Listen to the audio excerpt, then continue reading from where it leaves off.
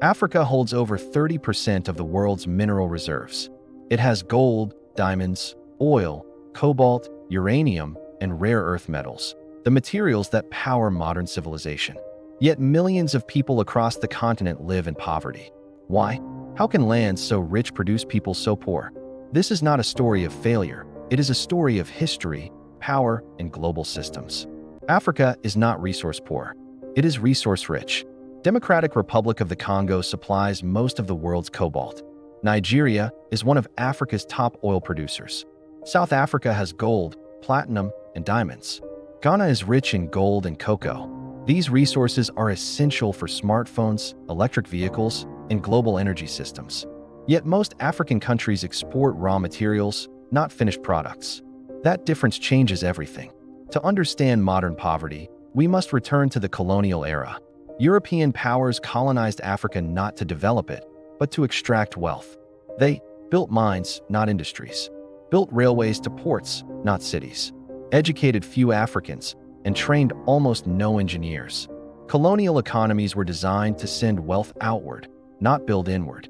When independence arrived in the mid-20th century, African nations inherited weak institutions, artificial borders, economies dependent on one export. The system never changed, only the managers did. Economists call this the resource curse. Countries with valuable minerals often grow slower, not faster. Why? Because governments rely on resource profits instead of citizens' taxes.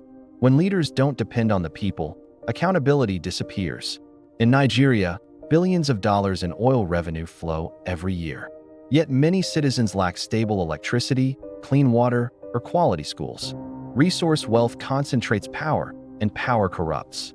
In many countries, mineral wealth is controlled by a small elite. Money meant for schools, hospitals, and infrastructure instead funds private mansions, foreign bank accounts, and political survival. This isn't just local corruption. Foreign companies and governments often benefit from weak governance, paying bribes for cheap access to minerals. The result? Wealth leaves the country faster than it enters. Most African minerals are extracted by foreign multinational corporations. The pattern is simple. 1. Minerals are mined in Africa. 2. Shipped abroad. 3. Processed into valuable products. 4. Sold back to Africa at higher prices. Take cobalt from Democratic Republic of the Congo. It powers smartphones and electric cars, yet the majority of profits go overseas. Africa remains stuck at the bottom of the value chain. Minerals don't always bring development. Sometimes they bring war. Armed groups fight to control resource-rich regions. Weapons flood in. States collapse. Diamonds fueled war in Sierra Leone. Gold and coltan fueled violence in eastern Congo.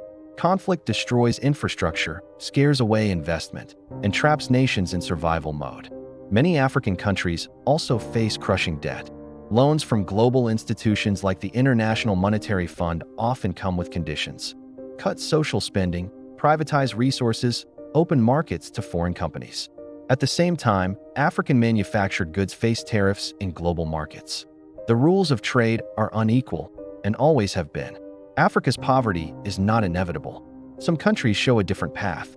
Botswana used diamond wealth to build schools and healthcare. Namibia invested in institutions.